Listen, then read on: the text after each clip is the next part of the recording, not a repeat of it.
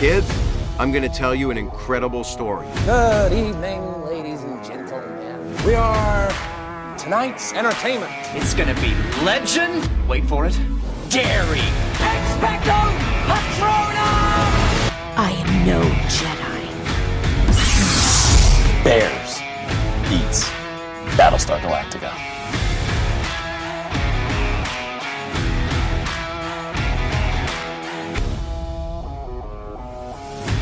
Assemble. Alright, all I need to hear is that Portal theme. That's all I need to hear. That's all. Portal theme and I'm in. I'm into whatever we're talking about. Welcome in to the Carbonite Crew Show, YouTube channel / podcast. However you're listening, welcome in. We are so glad you are here joining us today. I'm your host, Tyler. That is the other host, Steven. And together hello. we make a crew, a Carbonite crew. All right, so we are here today because we're going to talk Star Wars Episode 2, Attack of the Clones.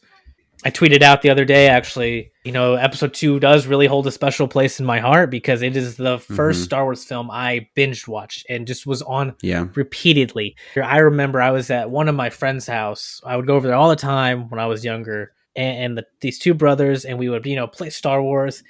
And we were like, we're going to make Episode 2. We're going to make a Star Wars movie. We basically just based it off of Episode 2. We just recreated Episode 2. That's all we would ever do. Oh. I remember at your house, you had this play set, this swing set. And there was this rope climb. I don't know, whatever. You climb the ropes, right? The netted rope. And I'd always have the lightsaber dangling because they had the cool retractable lightsabers that didn't light up, but they're still the best ones. I would remember we'd I don't disagree. Hang off of that, we were trying to get somewhere, some cool action scene or action sequence, and then you also had the swinging teeter-totter looking thing, and I'd right, which is all a the time. speeder. You remember? Yeah, see, yep. Man, we use that speeder a lot. Man. Not sure where we actually went, but we went places with that. Is the answer. Oh man, those were some good days. I'm actually in the middle of reading a book, which is wild. I don't do that. Steven knows this. I don't do that. And I was unaware he was able to read. This is how I'm learning. Brotherhood. There you go. Just dropped. This takes place after Episode 2. And I just happened to watch Episode 2 right before I started reading this book. And I think you need to watch Episode 2. Read this book by Mike Chen called Brotherhood. It's about Anakin and Obi-Wan. Anakin just becomes a Jedi Knight, but that's at the beginning, so it's not really a spoiler. We also all know that Anakin is a Jedi Knight. It's not new information. What are you talking about? It's not like that. So had I said he becomes a master in this book, that's a different story. Completely different story. Whoa. Too soon. It's been 20 years since it came out. 20 Which is years. insane. I remember sitting in the theater with you watching this movie for the first time, watching Yoda ignite his lightsaber, watching R2 rocket across this droid factory. And it was just the wildest thing. I can vividly remember these moments in the theater. It was 20 years ago.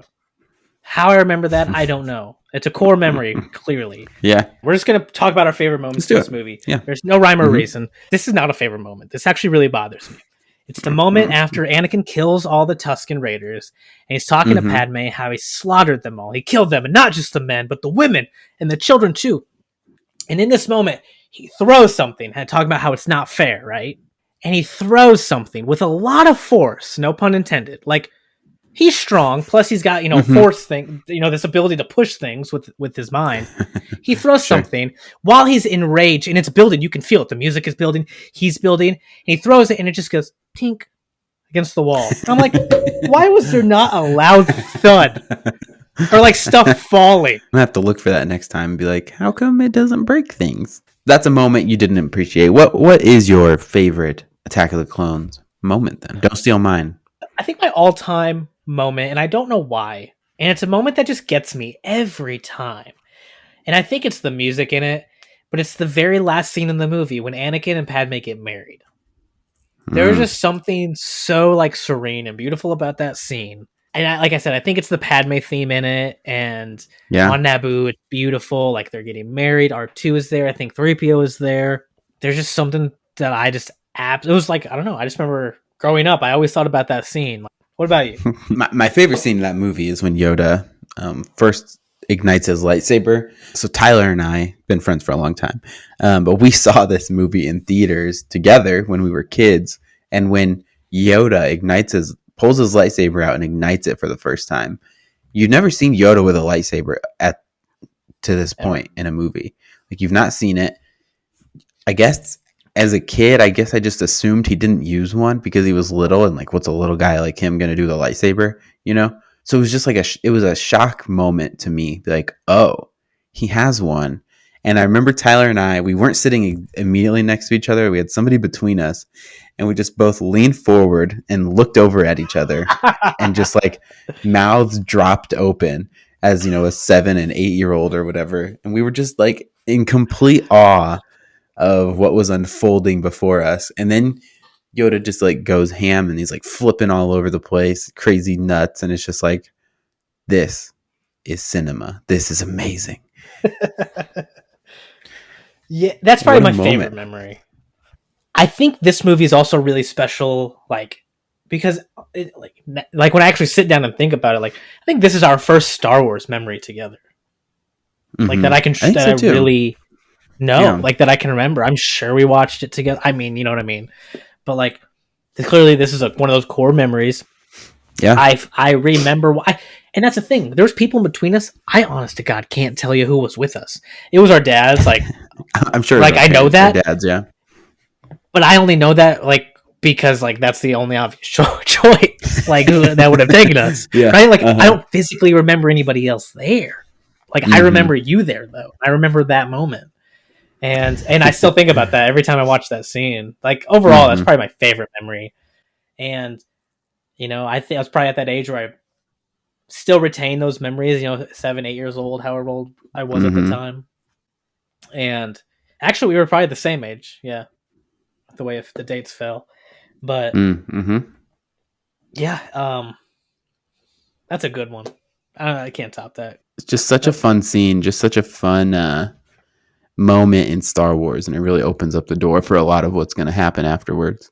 I love the way like they yell at the clones in the movie, because like they tell them something, but then there's that like kind of just like pause, and then I think Mace does it and Padme does it, where they're just like, "Well, let's go."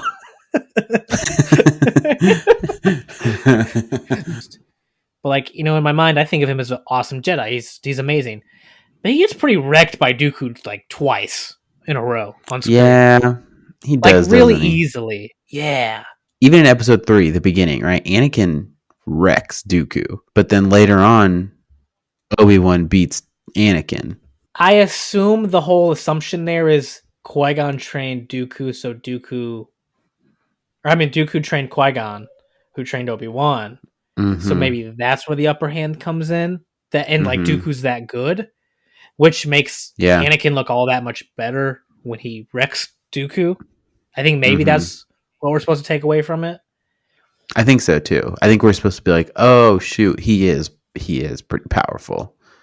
And I think we can agree that Anakin would have whooped Obi-Wan in that fight, and the only reason he doesn't win is because of his emotions. I think so too,